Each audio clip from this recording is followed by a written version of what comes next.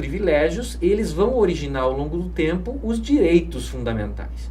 Mas eles não se confundem com os direitos fundamentais, porque conceitualmente os direitos têm uma tendência universalista, eles abrangem as pessoas em princípio de maneira indiscriminada, de maneira tendencialmente universal.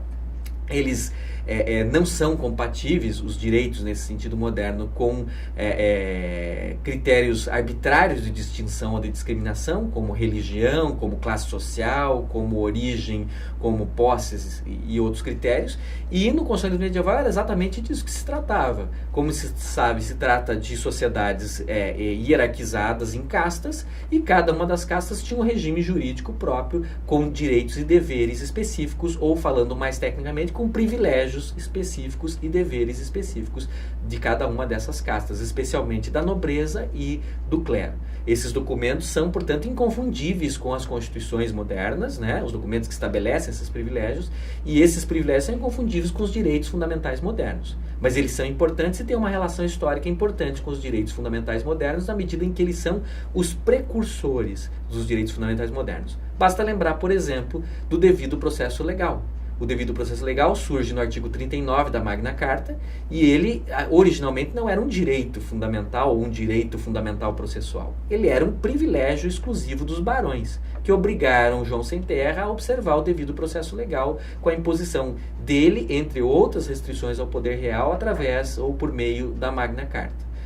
No entanto, ao longo do tempo, ele vai perdendo a característica de privilégio e se mantém em diversas normas constitucionais já enquanto direito. Conforme sistemas jurídicos e os sistemas políticos vão deixando de estabelecer sociedades estamentais e passam a estabelecer sociedades baseadas no princípio da isonomia jurídica, os antigos privilégios tendencialmente se tornam direitos. Então, esses privilégios são importantes porque são os precursores dos direitos no sentido moderno.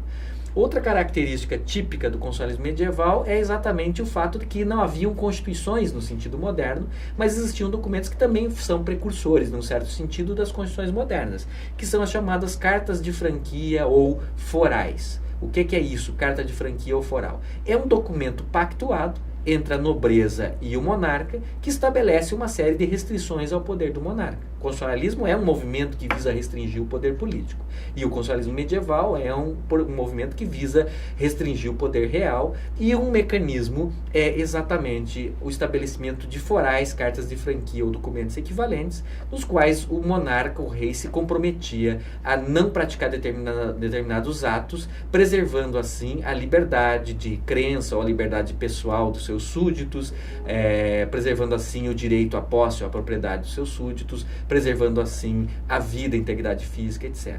Então, uma série de restrições ao poder real, impedindo prisões arbitrárias, desapropriações arbitrárias, excesso de tributação e uma série de outras situações como confisco e assim por diante, surgem como privilégios da nobreza, estabelecidos exatamente nesses documentos constitucionais medievais, que são as cartas de franquia ou os forais. A Magna Carta Libertatum é uma carta de franquia, é um foral, é um documento típico do constitucionalismo medieval, assim como tantas outras são. Por exemplo, o privilégio geral de Aragão, ou a Carta de Saint-Gaudens, são documentos do século XII, o primeiro da Península Ibérica, e o segundo da França, do Reino Franco, em que existe exatamente um conjunto de disposições semelhantes, análogas às disposições que nós encontramos na Magna Carta. A terceira característica é que o constitucionalismo medieval restringe o poder real, não apenas por meio de privilégios da nobreza e do clero, não apenas por meio de cartas de franquia e forais, mas também por meio de estamentos. Os estamentos são esses órgãos de representação, entre aspas, essa representação não é no sentido moderno da palavra, mas são órgãos que dão palavra e dão intervenção, dão poder político às castas. E a principal expressão talvez sejam as cortes gerais.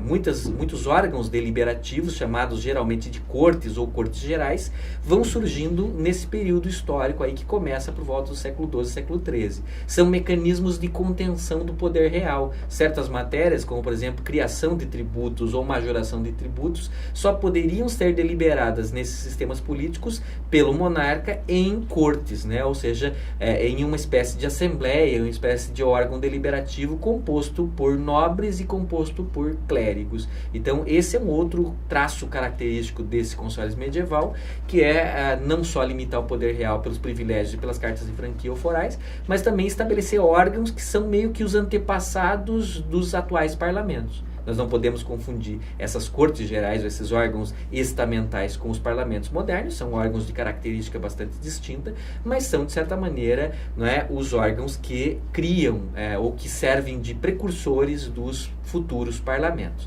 Existem destaques, por exemplo, no Reino de Aragão existia uma monarquia limitada de estamentos bastante demarcada, ou seja, os estamentos controlavam fortemente o poder do monarca. Em outros reinos já isso não se verificava com a mesma intensidade. Castela, por exemplo, era um reino que tinha uma monarquia mais consolidada e que os estamentos não detinham tanto poder sobre o monarca. Mas, de modo geral, essa limitação do poder real pelos estamentos é algo que se configura como típica também desse constitucionalismo medieval.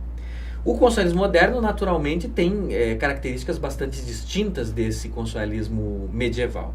Não é? Ele não é baseado em privilégios, não é? Mas é baseado em direitos, liberdades e garantias. Aquela característica discriminatória do constitucionalismo medieval, ela é varrida, né, para fora do constitucionalismo pelas revoluções liberais.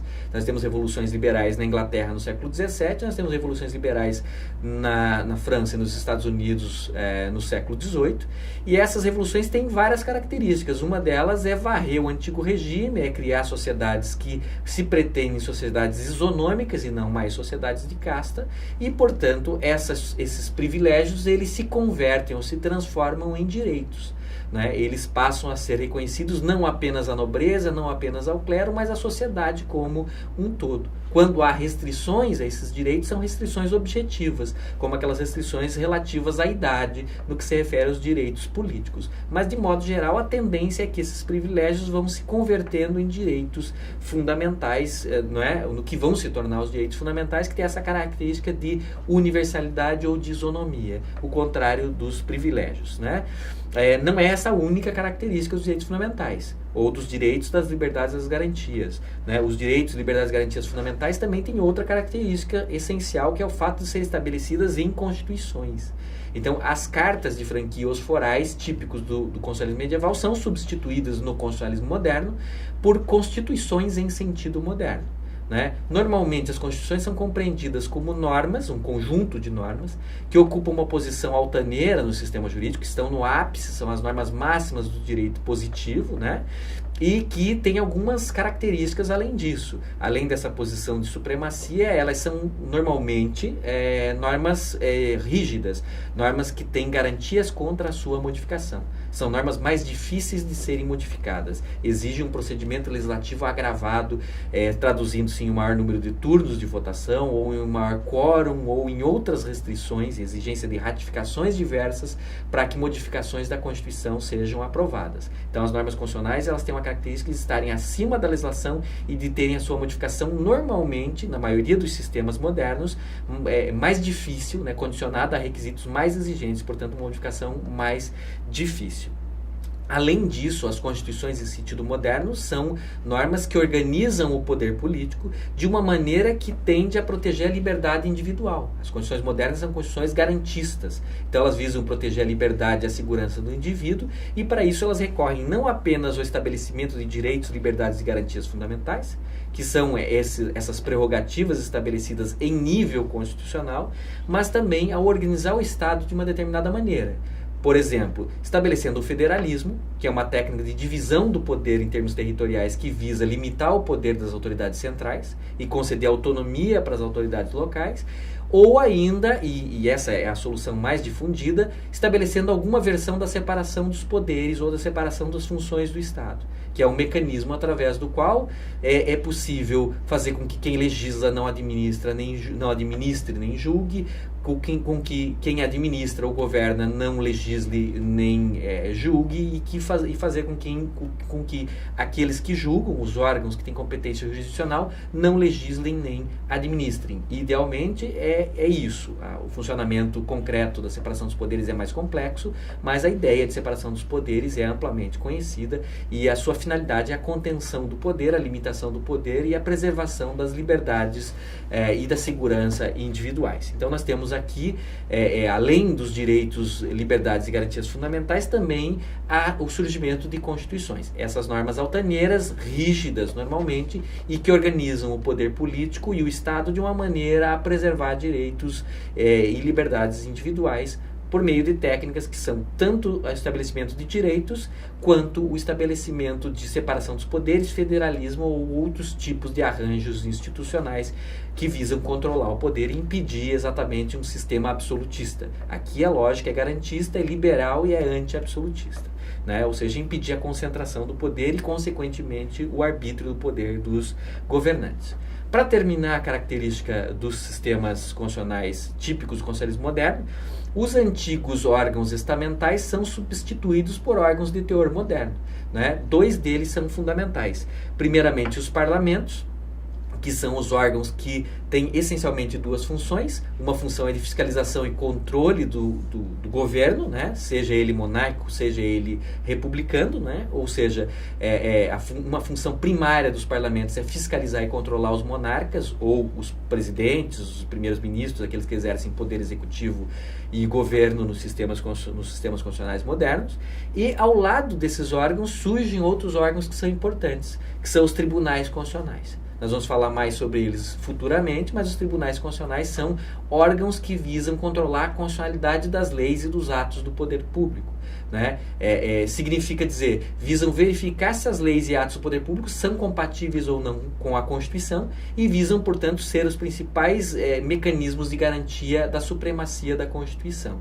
E tem, portanto, amplos poderes no sentido de invalidar leis ou atos do poder público que sejam inconstitucionais. Então, naturalmente, aqui há uma sofisticação maior, né, um desenvolvimento de instituições que são bastante distintas das instituições do constitucionalismo medieval, mas que são, de certa maneira, pré-anunciadas e são preconizadas ou difundidas a partir daquelas instituições. Portanto, esse primeiro momento visa dar esse quadro geral. O que nós vamos estudar nas aulas subsequentes? Exatamente o desenvolvimento dos sistemas constitucionais modernos. Nós não vamos estudar o direito constitucional medieval, mas vamos estudar os sistemas constitucionais modernos. Mas nós veremos que a primeira família dos sistemas constitucionais modernos é exatamente uma família que nasce de um sistema constitucional medieval, mas isso é assunto para a nossa próxima aula.